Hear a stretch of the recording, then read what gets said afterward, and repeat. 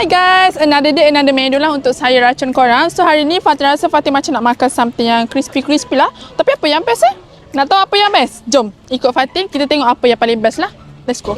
So ni lah menu yang Fatih craving tu, crispy-crispy. Tapi dekat NL, nama dia bukan chicken chop tau. Yang ini nama dia NL Crispy Chicken. So kita tengok texture dia macam mana, jom.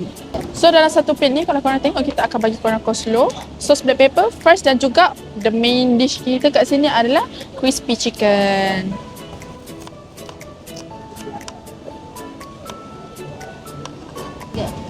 So kalau korang tengok, inilah kita punya ayam NL Crispy Chicken. Nampak tak? Crispy luar and lembut dekat dalam. So jom kita try.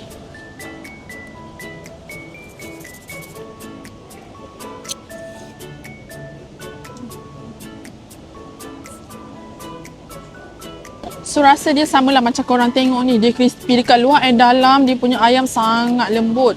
Tambah lagi dengan sos black pepper ni memang cukup rasa.